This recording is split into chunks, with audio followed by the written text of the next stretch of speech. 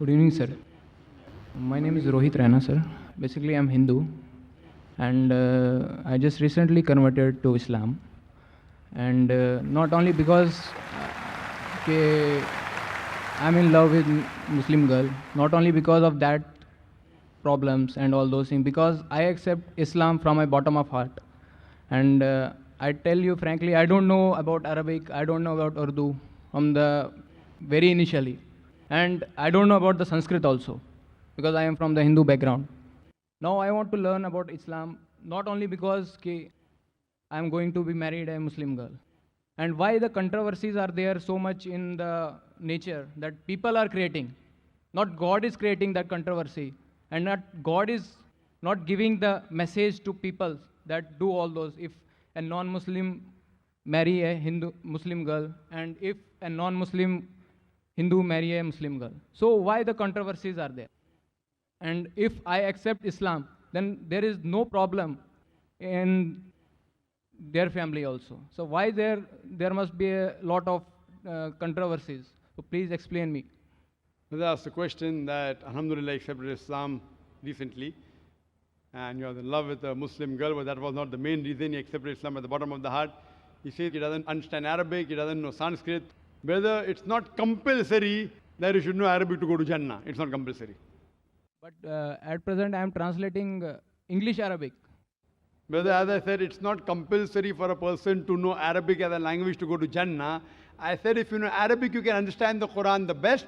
If you don't know Arabic, read the Quran in the language you understand the best. If you know English, read the English translation of the Quran. If you know Hindi, read the Hindi translation of the Quran. What you'll have to do is minimum what is required for your Salah. Salah is one of the important pillars of Islam. What is required for Salah, that much at least you should memorize. Because when you worship Allah subhanahu wa ta'ala in your Salah, you have to say in the original word. If you translate, a translation may be wrong. So besides this, knowing is not compulsory, but read the translation of the Quran in the language you understand the best. As far as the main question is concerned, that why this controversy, you have accepted Islam, so what's the controversy? As far as the Muslims are concerned, there is no controversy. No, I am not telling about the Muslim controversy. I am telling about the Hindu controversy. Why? Why I'm saying? Because the Quran says in Surah Baqarah, chapter number 2, verse number 221, it says that do not marry an idol worshipper until he believes. A believing man, even if he's a bondsman, even if he's a slave, he is far better than an idol worshipper, even if he allows you. And the same is vice versa for the girl and for the boy. The reason is that if you have a vehicle and one tire is of the bicycle and the other of the truck, how will the vehicle run? But natural, all the tires should be similar, but natural, any good, pious girl would want that the husband also goes to Jannah, go to paradise. So if she has found the way to paradise, that's acquire peace by submitting her will to Almighty God, that's what she may have requested you, and that's the reason you accepted Islam. As far as the Hindus are concerned, you have to show them a video cassette. Similarities between Islam and Hinduism. What I tell them, people talk about interfaith. I tell them, at least agree. I tell the non-Muslims. I don't believe in interfaith dialogue that Islam is the same religion as Hinduism, as Christianity, all are same. I don't agree with that. I, being a student of comparative religion, I know the differences. What I tell them, at least agree that one book is 100% the word of God. So the Christian will say, I don't mind agreeing that Bible is 100% the word of God. The Hindu will say, I don't mind believing Veda to be the word of God. The Muslim will say, I don't mind agreeing that Quran is the word of God. So I tell them that whatever is common in all these scriptures, let us agree to follow 100%. What is different, what is contradicting, we can discuss tomorrow.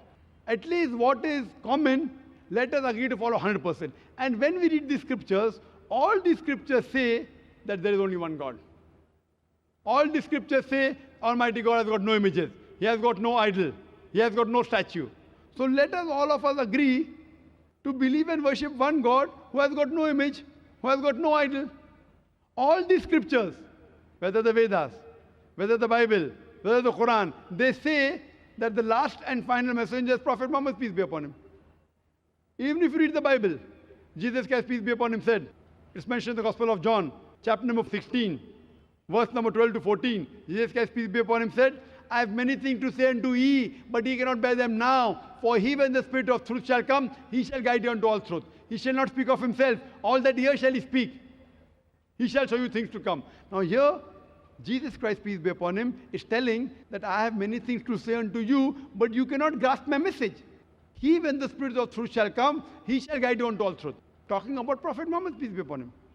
The scriptures of all the major world religions, Hinduism, Christianity, Judaism, Islam, all of them say there's one God.